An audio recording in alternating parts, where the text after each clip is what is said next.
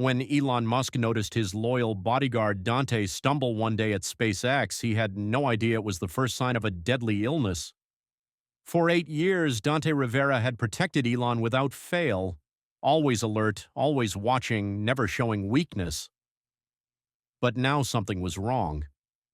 After finding Dante unconscious on his kitchen floor, Elon discovered the truth. His bodyguard was battling a rare blood cancer that was quickly taking over his body. Most billionaires would have sent flowers and found a replacement. Not Elon. Instead, he made a decision that would change both their lives forever. He canceled his meetings, assembled the world's top medical experts, and made saving Dante his new mission. What follows is an unforgettable journey that reveals not just the lengths Elon will go to repay a life debt, but a secret promise he made years ago that he intends to keep. No matter the cost, Dante Rivera moved like a shadow. That's what everyone at SpaceX said about him. For 8 years, he had been by Elon Musk's side, always watching, always alert, but never in the way. At 42 years.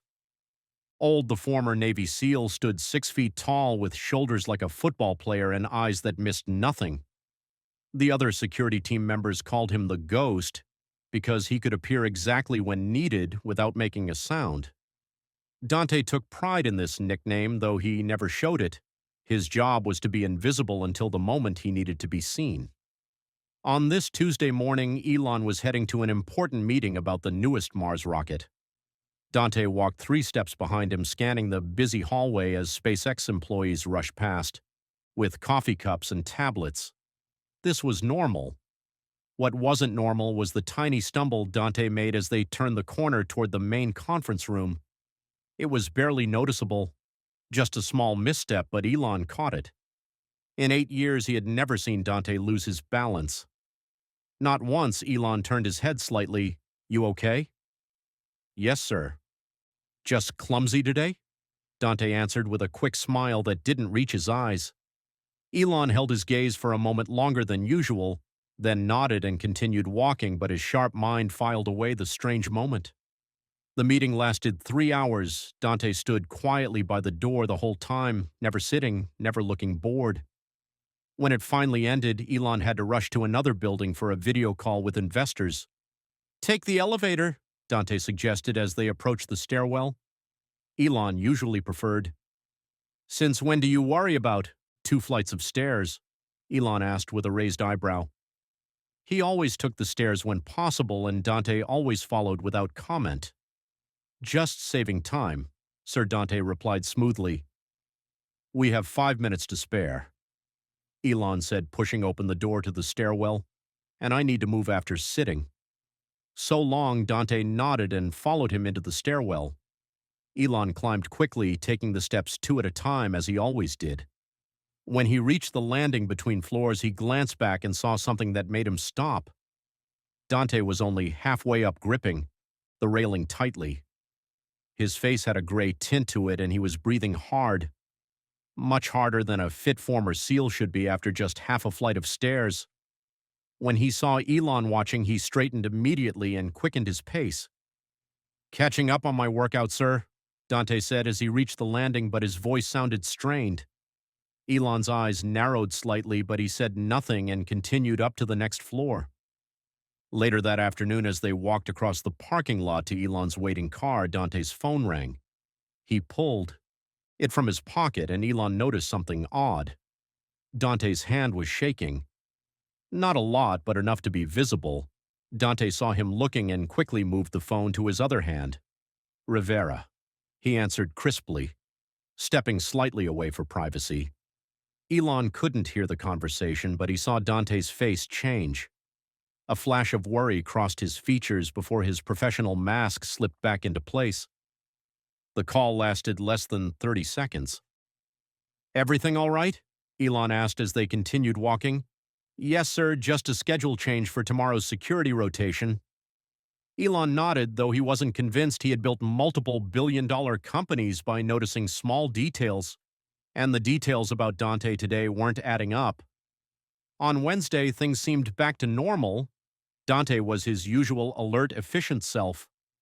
But on Thursday morning, during a meeting with engineers, Elon asked Dante a simple question about their afternoon schedule, and Dante stared at him blankly for several seconds before answering, "Sorry, sir. The tour of the battery facility is at 2 o'clock, he finally said, blinking as if trying to clear his head. That evening, as they were leaving the SpaceX building, Elon saw Dante press his hand against his side and W's when he thought no one was looking. Friday morning, Elon arrived at the office at his usual early hour of 7:00 a.m., but instead of Dante waiting in the lobby, there was another security team member, Marcos, a newer hire who usually worked evening shifts. "Good morning, Mr. Musk," Marcos said. Standing straight and trying to look confident, "I'll be with you today." "Where's Dante?" Elon asked directly. "Mr. Rivera is taking a sick day." Sir Marcos replied. Elon stopped walking. "A sick day? Yes, sir. Called it in early this morning." In 8 years, Elon couldn't remember Dante ever taking a sick day, not with the flu, not with a twisted ankle from a training exercise. Not even after he'd been grazed by flying glass when a prototype had exploded too close. Throughout the day, Elon found himself glancing to his side, expecting to see Dante's steady presence. Each time Marcos was there, instead looking eager, but somehow not quite right. Like a puzzle piece that was close but didn't quite fit. By evening, a feeling of unease had settled in Elon's stomach. He told himself it was ridiculous. Adults got sick. They took days off. It was normal, but Dante wasn't normal, and neither was Elon, at 8 p.m. instead of heading home. Elon turned to his driver. "Change of plans. I need to go to this address." He handed over his phone with an address in Hawthorne pulled up on the screen. An address he'd looked up from employee records earlier that day. The driver raised his eyebrows but said nothing. Working for Elon Musk meant getting used to sudden changes of plan. 20 minutes later, they pulled up to a small but neat house on a quiet street. It had a simple yard with desert plants that didn't need much water, practical like its owner. "Wait here," Elon told. The driver, as he got out, he walked up to the front door and knocked firmly. No answer. He knocked again, louder this time. Still nothing.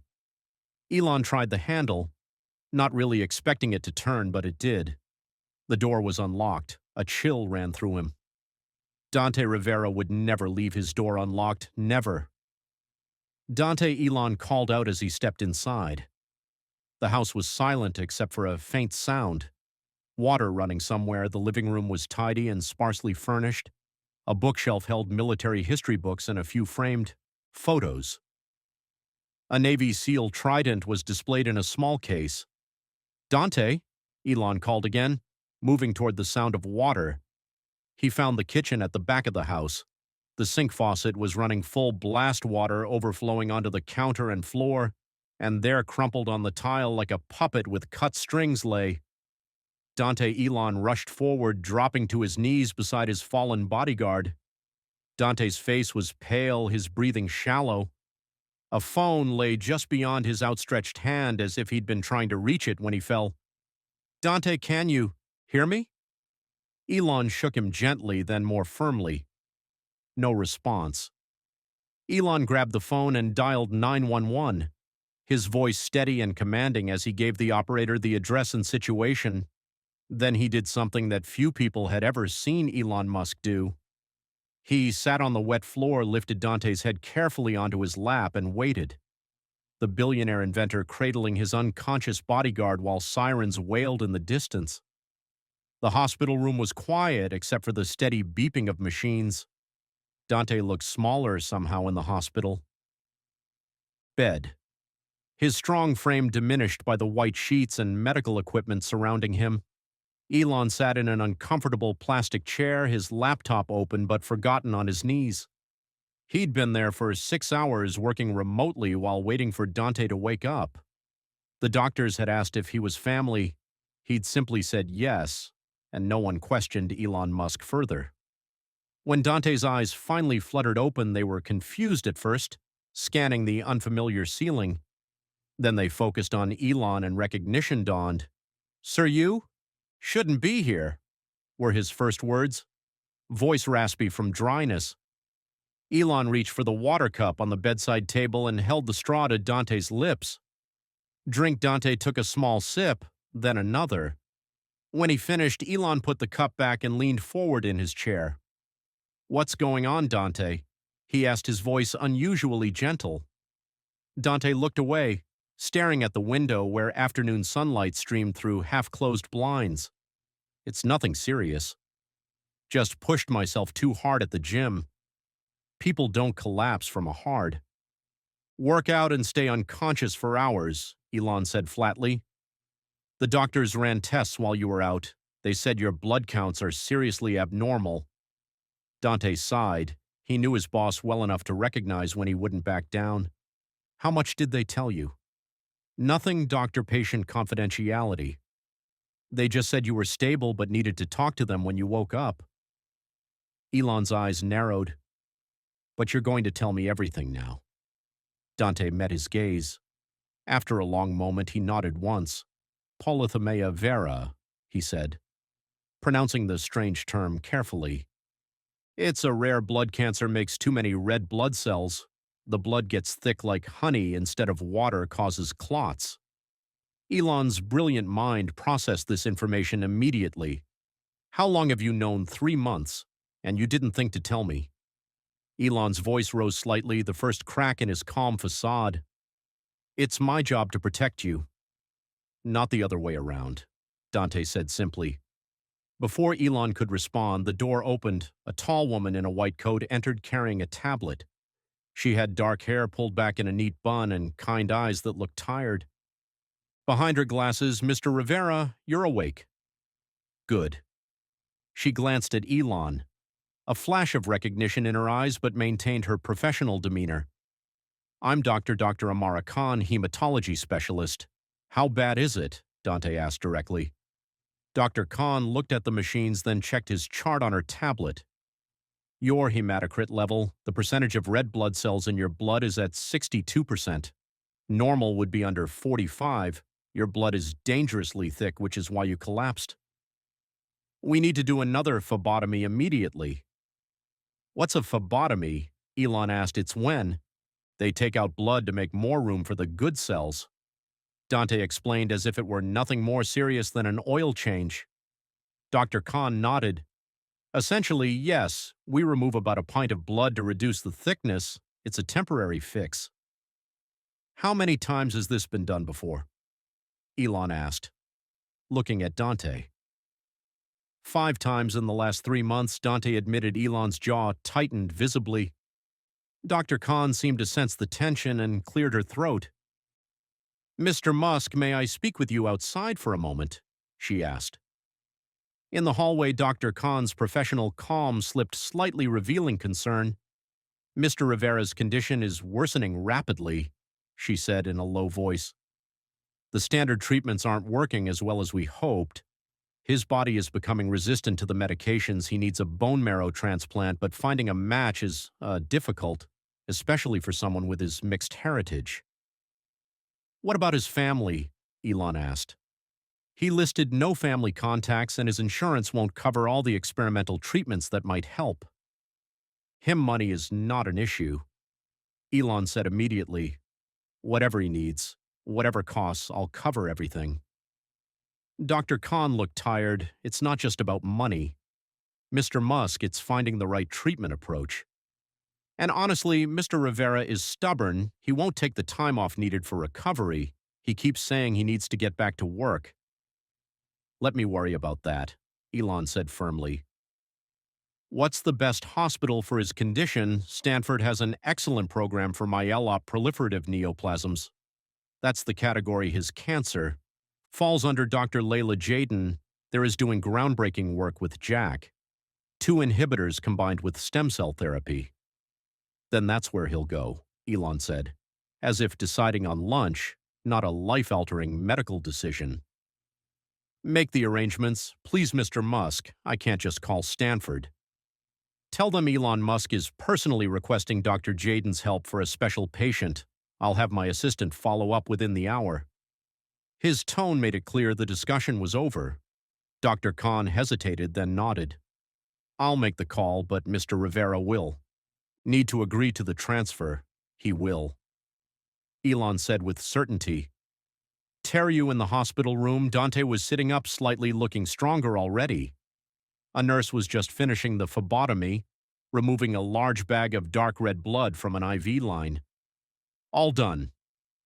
Mr. Rivera, the nurse said cheerfully, you should feel better soon. After she left, Elon sat back down in the chair beside the bed. How many days of work have you missed because of this? He asked. Just a day, Dante answered. How many days have you worked while feeling terrible? Dante didn't answer, which was answer enough. You're going to Stanford, Elon said. They have specialists there who can help you better than the doctors here. Dante shook his head. Sir, I appreciate the thought, but I can manage with the treatment I'm getting and I need to get back to work on Monday. You're not coming back to work until you're better, Elon said firmly. With all due respect, sir, that's not your decision to make. Actually, it is. I'm your employer. The two men stared at each other, stubborn determination mirrored in both faces. Who's covering for me today? Dante finally asked. Marcos. Dante frowned. He's too green. He doesn't know your schedule or security protocols well enough. Then I guess you'd better get well quickly so you can come back, Elon replied evenly. Dante sighed, knowing he was beaten. How long would I need to be at Stanford? As long as it takes, Elon said. Dr. Khan is arranging it now. Dante laid his head back against the pillow, suddenly looking tired again. Why are you doing this, sir? You could just replace me. There are plenty of good security people out there. Elon was quiet for a moment. Do you know how many people I trust completely? Dante. No, sir. Very few, and you're one of them. He stood up. Rest now. I'll be back tomorrow to take you to Stanford. You don't need to do that, Dante protested. I can get myself there. No, Elon said, gathering his laptop, but I'm going to anyway. After Elon left, Dante stared at the ceiling, trying to make sense of what had just happened. In 8 years, he had never seen Elon Musk go out of his way for an employee like this. The man worked 20-hour days, expected the same from his team, and moved on quickly from those who couldn't keep up. Yet here he was arranging special treatment, offering to pay medical bills, and personally driving Dante to another hospital. It didn't make sense. Outside in the hospital parking lot, Elon sat alone in his car, the engine off. The spring evening was settling around him, but he didn't notice the golden light or the cool breeze coming through his partly open window. He pulled out his phone and sent a text to his assistant, cancel all my meetings for the next 2 weeks, personal matter. Then he made a call. Jarvis, I need everything you can find on polyethymia, Vera, every researcher, every treatment, every trial, everything, and get me all the information you can on Dr. Layla Jaden at Stanford. I want to know her research, focus her success rates and what she needs to make breakthroughs. He listened for a moment to the response. Yes, it's urgent. I want preliminary information tonight. Full reports by morning. He paused again. No, this isn't for a new company, it's for Dante. Another pause, because he would do the same for me. Actually, he has done more multiple times. Elon ended the call and sat in silence, watching the hospital lights come on as darkness fell. Most people thought Elon Musk was driven purely by his visions of the future, electric cars, space travel, brain interfaces. Few understood that his real driving force was simpler solving problems others couldn't solve. And now he had a new problem to solve. Somewhere in that hospital was a man who had protected Elon for years, asking for nothing in return except to do his job. Well, now that man needed protection of a different kind, and Elon Musk would move heaven and earth to provide it. What few people understood about Elon Musk was that once he focused on a problem, nothing else existed. For the next 3 days, he barely slept. His home office walls became covered with printouts, medical diagrams, and sticky notes. Jarvis, his personal research assistant, had delivered everything he asked for, and more: medical journals, case studies, treatment protocols, success rates, experimental approaches. It was all there waiting to be processed by one of the most powerful minds on the planet. Elon attacked the information like he attacked everything else, with intense focus and rapid learning. By the end of day 1, he understood the basics of blood cancer. By the end of day 2, he could discuss myela proliferative neoplasms like he'd studied medicine for years. He learned that polycythemia vera was caused by a mutation in a gene called JAK2, which told the bone marrow to make too many blood cells. He learned about phlebotomy removing blood to reduce thickness. He learned about medications like ruxolitinib and interferon therapies that could help some patients. He also learned that the disease was progressive and potentially fatal without proper treatment. When his phone rang early on the 3rd day, Elon answered immediately. It was Dr. Khan, Mr. Musk. We're ready to transfer Mr. Rivera to Stanford today. Dr. Jaden has agreed to take his case personally. Good. I'll be there in an hour to pick him up. Elon replied. That's not necessary. Mr. Musk, the hospital can arrange. I'll be there in an hour. Repeated, then ended the call. True to his word, Elon arrived at the hospital exactly 60 minutes later. He found Dante sitting on the edge of his bed, already dressed in jeans and a t-shirt, looking better than he had on Friday, but still pale. Ready? Elon asked. Standing in the doorway, Dante looked up surprised. You really came, I said I would. Elon picked up the small duffel bag at the foot of the bed. Is this all you have? Dante nodded. I travel light. Let's go then. The car is waiting.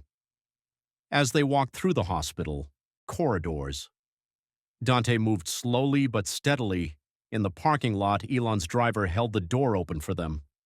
Once inside the luxury car, Dante looked uncomfortable. I should be up front, he said, glancing at the driver. It's my job to. Your job right now is to rest. Elon cut him off. Stanford is a 2-hour drive. Use the time to sleep if you can. Dante didn't argue. As the car pulled away from the hospital, he looked out the window, his face unreadable. Have they told you what to expect at Stanford? Elon asked after a few minutes of silence. Not much, just that. I'll meet with specialists and they'll run more tests. Elon nodded. Dr. Jaden is one of the best in the world for your condition. Her research team is developing new approaches that could help you. Dante turned to look at him. How do you know so much about it already? I read medical journals among other things, Elon said with a shrug. It's not rocket science. A small smile touched Dante's lips. No, it's more complicated than that. The rest of the drive passed mostly in silence. Dante dozed off for part of it while Elon worked on his tablet occasionally, glancing at his sleeping bodyguard. On day 4, after finding Dante unconscious, Elon visited him at the Stanford Medical Center. Dante had been through a battery of tests and meetings with specialists. He was staying in a private room that looked more like a hotel suite than a hospital room. Dante opened his door looking pale but standing on his own. Sir, you really don't need to check on me. Elon walked past him into the room. I'm not here to check on you, I'm here to make you an offer. Dante followed him slowly to the sitting area. On the coffee table, Elon spread out a folder of papers. What's this? Dante asked. Lowering himself carefully into an armchair, your treatment plan. Dr. Jaden and her team have developed a new approach for cases like yours. I've arranged for you to be part of their program. Dante looked through the papers, his eyes widening at the complex medical terminology and treatment schedule that spanned months, not weeks. Sir, I appreciate this, but I can't leave my job for that long. Who's going to protect me? Elon finished for him. That's exactly what I said. So I came, up with a solution. Elon handed him another document. It was a new employment contract. You'll remain on full salary while you undergo treatment. But your job description is changing. Instead of protecting me, your job is to get better. That's it. Dante stared at the paper. I don't understand, it's simple. Elon said, You've spent 8 years making sure nothing happens to me. Now I'm making sure nothing happens to you. Dante's eyes grew moist, but he quickly blinked it away. Why would you do this? Elon looked uncomfortable with the question. Because it's the logical thing to do. You're an investment. I've spent years training you. Replacing you would be inefficient. Both men knew it was more than that, but neither said so. The treatment. Dante looked back at the medical plan. It says it's experimental. Is it safe? Nothing cutting edge is ever completely safe, Elon answered honestly. But Dr. Jaden's preliminary results are promising, and the alternative is continuing with treatments that aren't working well enough. Dante was quiet for a long moment, reading through the papers again. What about the security team? He finally asked. Marcos isn't ready to take lead. He won't. I've promoted Reyes to acting head of personal security. He's been with us almost as long as you have. Dante nodded slowly. He's good. Not as good as me, but good. No one's as good as you. Elon said, That's why I need you to get better and come back. Dante looked up at his boss, searching his face for something. Whatever he saw there seemed to satisfy him. Okay, he said simply, I'll do it. Good. Elon stood up. Dr. Jaden wants to meet with both of us tomorrow morning to go over the treatment protocol in detail. I'll be here at 9 a.m. You don't need to 900 a.m., Elon repeated firmly. After Elon left, Dante sat for a long time looking at the papers spread across the table. In his 8 years working for Elon Musk, he had witnessed numerous impossible things become possible through sheer will and intelligence. He had watched as his boss made electric cars cool landed rockets on their tails and dug tunnels under cities. But this personal attention to one employee's health, this was something he had never expected. He didn't know what to make of it. That night in his hotel room across from the medical center, Elon made more calls, sent more emails, and set more plans in motion. The treatment protocol Dr. Jaden had proposed was promising, but still in early stages. Elon wanted to speed things up to explore every possible avenue. He made a substantial donation to the research program with one condition: that Dante would be the first to benefit from any breakthroughs. He contacted colleagues at other medical research facilities seeking additional perspectives and approaches. He even reached out to a genetic testing company to explore the possibility of finding bone marrow matches through their database. By the time he finally fell asleep at 3 a.m., Elon had set in motion a small army of researchers, doctors and scientists, all focused on one goal: saving the life of Dante Rivera. Some might have called it excessive, using so many resources for one person, but Elon Musk had never done anything by half measures. When he committed to something, he committed completely, and he had committed to this. The next morning, as promised, he was at Dante's door at exactly 9 a.m., ready to take on this new challenge with the same determination that had carried him through all the others. The Stanford Medical Research Center was one of the best in the world. Its modern glass buildings sparkled in the morning sunlight as Elon and Dante walked through the main entrance. A tall woman with wild curly hair and glasses that kept sliding down her nose was waiting for them in the lobby. Mr. Musk, Mr. Rivera, thank you for coming. I'm Dr. Layla Jaden. She shook both their hands with a firm grip. We're excited to start the treatment protocol we discussed. Dante looked confused. You discussed my treatment with my boss. Dr. Jaden looked equally confused. Your boss? I thought Mr. Musk was the primary donor for our research program.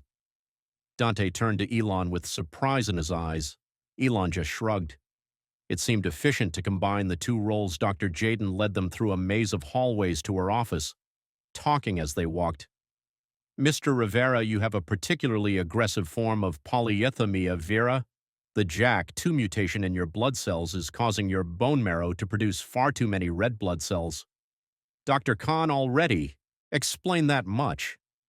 Dante said she also said the standard treatments weren't working well for me.